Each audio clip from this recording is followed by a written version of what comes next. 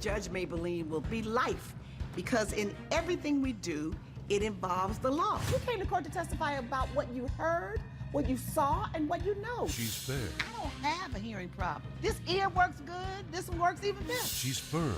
I'm not responsible for that ticket, and I'm not going to pay for it. Who says you're not going to pay for it? I'll make that decision, not you. She's honest. What you have to say? All I have to Nothing. say. This is Justice with Judge Mablean. Teresa Thurmond is suing Ken Chesterfield in the amount of $500. Ms. Thurmond claims she rented Mr. Chesterfield's gym and was charged unexpected custodial fees after her group held an event there. Mr. Chesterfield claims his custodial fees were not a surprise because they were listed in the contract. All rise. Raise your right hand. Do you swear to tell the truth, the whole truth, nothing but the truth? Yes. I do. Court is now in session with the Honorable Judge Mablean presiding. Thank you, Will. You may be seated. The matter of Teresa Thurmond versus Ken Chesterfield, you're suing him for $500 because you don't believe that he should have charged you a fee for custodial services that was charged for the use of his gymnasium or stadium, right? Yes. Okay, so tell me what happened. I'm actually working with a group called the Panthers Education and Community Group. We named it Panthers after the local high school. I am their current president of the organization, and I went back to the organization to give back to the community. We work with kids that are from 7 to 10 years old, from different races, cultural backgrounds, socioeconomic statuses. These are just kids that we want to work with because they're at an age where they're malleable and they're able to learn and grow at a really great time. So is this a community organization? Yes, community organization. Like after school and other activities? Yes, mostly after school. We do some weekend stuff, just enrichment programs to kind of supplement the school. And so we had an event that we wanted to put together for girls, youth empowerment, girl empowerment. We wanted to do some self-esteem building activities, have an opportunity to encourage the girls to be active, to be healthy, and also give them an opportunity to talk to us about any problems they had. That was my responsibility for the event. We were going to listen to a problem, try to put a positive spin on it, give them a different perspective. After the event, the girls were really happy about it, but ultimately, in order for us to have the event, we needed a facility. So I was referred to Mr. Chesterfield by one of the parents. She mentioned that he was a headmaster at one of the middle schools, the private middle schools in the area. The gymnasium there is really beautiful, so I thought, perfect, great place for us to do this event. We talked, I went to his office, we signed the contract, it looked pretty standard to me. He charged me $700 for it. This is an event that was from 8 a.m. to 6 p.m., so 10 hours long, so $70 an hour. He gave us a $100 discount, which I really appreciated because this is a group that is based off of donations. 99.97% of all fine dust and allergens. Sounded good to me. And then all of a sudden, the Friday before the event, this was a Saturday event, Friday before the event, he calls me and he says, when you get to the school, the security guard's going to meet you and he's going to be expecting the $500 custodian fee. And so I'm like, $500 custodian fee? I just gave you $700 for this event, and we were all clear. He says, nope, there's a $500 custodian fee. It was in the contract. Apparently, if I don't give the guy, the security guard, the $500 fee, I'm not going to be allowed into the event. The group is not going to be allowed into the gymnasium. When did you sign the contract? How far in advance of the event? About a week before the event. Okay. So at this point, I'm the day before the event. I have barely 12 hours. I can't cancel this event. This is so important for these kids. So I panic. I called my father. I haven't called my father for money since I was 12 years old. I called him. I said, Dad, I need $500 loan. This guy is not trying to let us into this gymnasium. We have to put this event on. So in other words, you borrowed the money? Borrowed all the money. Okay. All of it borrowed. Now you want him to pay you back? I want him to pay him back because when we got to that event, the bleachers, we needed the entire gymnasium. The bleachers were out when we got there. They had an event the night before and didn't put the bleachers back. When we pushed the bleachers back, there was tons of trash on the floor. Like, I'm talking cups, dirt, everything. And so we had to clean that up before we could even set up for our own event. So if we're paying someone $500 for this, why are we cleaning up for ourselves before the event and we were supposed to leave it presentable so we had to clean up after the event?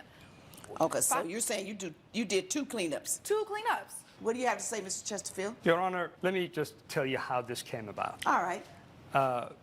I believe in the event. I believe in the work they're doing. We are a private school. I run a private school. I've been in education all my life. I understand, and I'd like to contribute.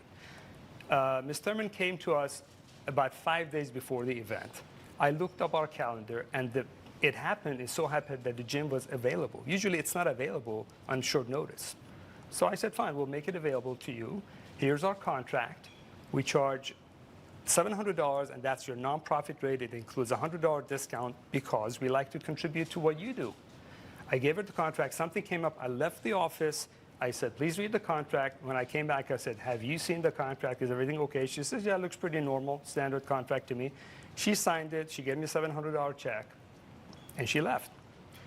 The day before the event, I realized there was an outstanding balance due for the custodial fee. Normally, we do this way ahead of time. So you didn't realize it until the day before the event also? Correct, because that's when I called her. So she gave you a copy of the contract when she signed it, or she gave you the original back to you, right? Yes, of course, yeah. But what we do is I sent this down to my office. I understand that, but she gave it back to you. Just answer my question. Oh, yes. yeah, I'm sorry. Yes, she did. She did, Okay. of course. So generally, we do this well in advance of an event. So we have accounting people look at things. Oh, here's the check. Here's the custodial fee. OK, we're done. So the day before the event, I was told, look, the custodial fee is missing. There's no money here for the custodial fee because someone has to do the cleanups. Coming up on Justice with Judge Mablean. That's where the fee goes. It goes towards cleaning up the place for the next event so it's available. And later, I want $400 is because the one-bedroom apartment that I put them in, their children marked up the wall with markers. So I had to repaint, which cost me $400, and I have with proof of... But you haven't given them back their security deposit. No, I didn't. we're back with the case of Teresa Thurman, who is suing Ken Chesterfield for $500. You collect the custodial fee before the event, but not at the time of the contract signing. Correct. Why? That's just how it's been done in our business. And But you didn't tell me, so why? I know that's how it's done, but why? Well, You got to pay it before they can use the event, the place, right? Of course. They got to pay the $700 before they can use the venue. They have to pay the custodial fee before they can use the venue. So why don't you say that the custodial fee is due today at the signing of the contract, within 3 days of the signing of the contract, on the day you come? Why don't you say that? It might have been an oversight on my part, but it doesn't mean that the fee is not earned and due. I didn't ask you all that yet. Okay.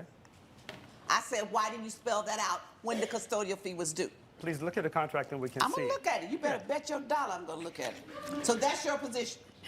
Yes, Your Honor. Okay, what about the fact that she says it was dirty? We had to clean it up before we used it. We had to clean it up afterwards. So apparently the custodial fee each group pays, and the reasoning behind it is the place is cleaned up. Yes. So that when the next group comes to use it, it's already clean. Absolutely. And they're supposed to leave it clean. Correct, Your She Honor. said it wasn't clean. Correct, Your Honor. What happened? What's your position on that? The bleachers are supposed to stay in place. We were told that the gym is great the way it is. The bleachers are not supposed to be pulled back for any event, except if they need the entire space. That was never spelled out. We leave the bleachers out because people need a place to sit, even during events. We had, in fact, if you look at, if I may just present this email.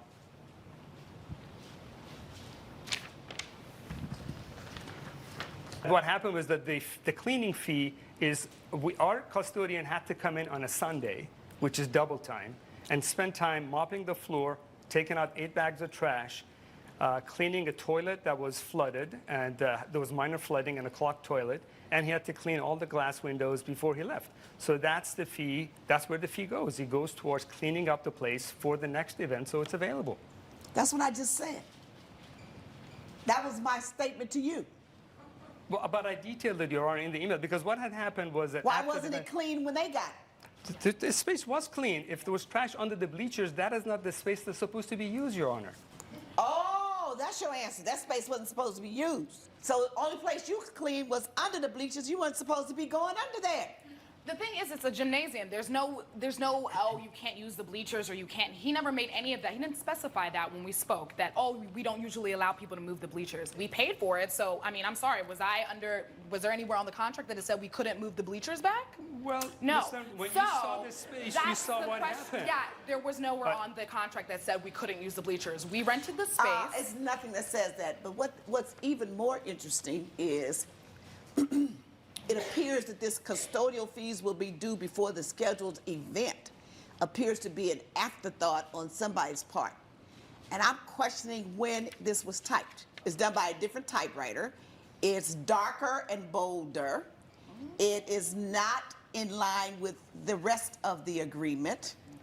It does not say how much the custodial fee is. You say usually you send it to the office so they can check that everything is done. Correct. When people are renting the place. For office use only, the only things that are checked by your office is request has been completed as detailed above, request has been completed with changes noted below, confirmation has taken place. There's no check mark that say custodial fee has been collected or custodial fee has been requested, and it's office use only. If she cleaned the place in advance of her use and then had to clean it after her use, that means she cleaned it twice and she should have only had to clean it once. So apparently the other people didn't clean it in advance. So pay her back her fee. Refund the lady $500. That's the judgment of the court. Judge Mablean has ruled in favor of the plaintiff. The defendant has been ordered to pay $500. Next time, you should be more clear about what you're charging people for. Look, I'm trying to help the community. Maybe I could have been more clear. Coming up, I want $400 is because the one-bedroom apartment that I put them in, their children marked up the wall with markers. So I had to repaint, which cost me $400, and I have with proof of... But you haven't given them back their security deposit. No, I didn't. Just Network featuring dynamic judges and live legal programming. Well, we're not at your school, we're in my courtroom. Unique court shows. Where is any information about the company? Live legal news. That's what you should have done. And a commitment to justice. Either you tried or you did it. The next generation of court programming in one dynamic network. Justice Central. You're watching Justice Central. Stay tuned. You're watching Justice with Judge Mablean. Tony Rogers is suing her landlord Sherry Stevens in the amount of $3,000. Ms. Rogers claims Ms. Stevens agreed to compensate her if the renovations to her apartment took longer than 60 days, but the defendant has failed to do so. Ms. Stevens says she was only 5 days over the deadline, but claims she had to start the renovations late because of the plaintiff. Ms. Stevens is countersuing in the amount of $400. In the matter of Tony Rogers versus Sherry Stevens, this is a landlord-tenant issue. I understand, Ms. Rogers, that you moved out on a promise that if the apartment renovations were not completed within 60 days, that Ms. Stevens would return your security deposit, pay your moving expenses, and allow you to break the lease. Correct. But she has done none of that. She says you're not entitled to it because the renovations were finished. So now that we have that dispute, let me hear from you.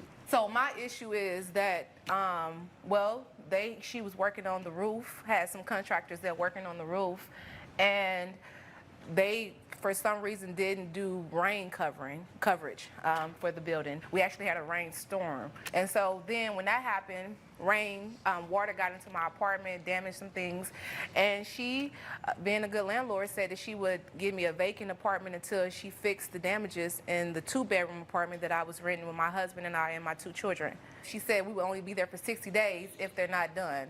If they're not done after 60 days, that she would allow me to break my lease early, and that she would also give me moving expenses to move out. Okay. So what ended up happening is... Plus your security deposit. Plus my security deposit, yes ma'am. So what ended up happening was 55 days into the process, which the apartment is still not ready, I contacted her to let her know that, it doesn't look like it's going to be ready. And she replied back, and I have the email to verify that it will be ready on the 60th day. And on the 60th day, I let her know, I contacted her with the keys and let her know that I was moving out. And she stated to me that I was breaking the lease and that she was not going to give me my deposit back. And so, how were you so prepared to move out on the 60th day if she had up until 60 days? Because I had already been finding me somewhere to go anyway. Oh, okay. Because I got 2 kids and we was already kind of been there a long time. So you really didn't believe that she was going to have it done, and you started looking for someplace anyway? I did. Okay. All right, so now I turn to you, Ms. Stevens. In 60 days, the work was done. I called her that morning. Okay. I called her several times that day on the 60th day. She never answered my phone. When I pulled up to the apartment building, she was driving off. I didn't even know she was gonna move out, and that was on the 60th day. So I told the contractor, take your time because I wanted some few more things to be added to the place because they were not coming back. So he was there 2 more days after that. But she could have moved in on the 60th day, Miss Judge Mablean. Coming up on Justice with Judge Mablean. I want $400 is because the 1-bedroom apartment that I put them in, their children marked up the wall with markers. So I had to repaint, which cost me $400, and I have with proof of. But you haven't given them back their security deposit. No, I didn't. We're back with the case of Tony Rogers, who is suing Sherry Stevens for breach of contract. 60 days is 60 days. That was the agreement. You told me that. You told me that. There was absolutely no dispute that the agreement was let the lease go, relieve you of the responsibility if it's not completed within 60 days. But you gotta know, so I got 2 kids in a 1-bedroom apartment. I got a newborn. That's very, very hard for me. We came in the apartment with a 2-bedroom because I understood I have children. It was very hard trying to put a child. And is that the issue, the fact that she moved out? Or she wants money back? The issue and you is want that $400 back. Why you want $400 back? I want $400 is because the 1-bedroom apartment that I put them in while I was doing the renovation on the 2-bedroom that they had, their children marked up the wall with markers. So I had to repaint, which cost me $400, and I have with proof of. But you haven't given them back their security deposit. No, I didn't. I did not. So how you gonna get another $400? Well, actually, when I found out she was suing me, you know, I just made sure that I brought in proof that there was damage to the 1-bedroom apartment of $400. Well, no matter what you decide, I was hoping that, you know, the $400 could be deducted if I lost the case. That's right. Yeah, she has to pay you for damages, but you have to give her back her deposit. Judge Mablean's verdict when Justice with Judge Mablean returns. Now the question is, will she allow you to break the lease under the circumstances? How many more months did you have on the lease in the 2-bedroom apartment until October? 4. I have 4 more months left. So you owe her, that's 6 more months, because April is the 4th month, October is the 10th month. Your ad is pretty bad. So you owed her 6 more months under the lease. And how much was the rent every month? $1,500, ma'am. Oh. That's a lot of money, Your Honor. Yeah, that's $9,000 that she could get out of you. Okay, you know that's what? $9,000 because you broke the lease. Are you asking for $9,000? No, you didn't come in here asking for $9,000. She said $400 because you damaged the 1-bedroom apartment. And minus how much was the deposit? Their deposit was $2,000. $2,000. The question is she going to ask you for the $9,000? But since her counterclaim only asked for $400, that's all I can give her is the $400. She can't get more than she asked for. But you can't get $3,000. I can't get nothing? No, you can't get a thing. Judgment for the defendant, the $400, your case is dismissed. Thank you, Your Honor. All rise. Judge Mablean has ruled in favor of the defendant. The plaintiff is ordered to pay $400. If you wanted to move, why you didn't just come talk to me? No hard feelings. I just thought you broke your agreement and I wanted my money.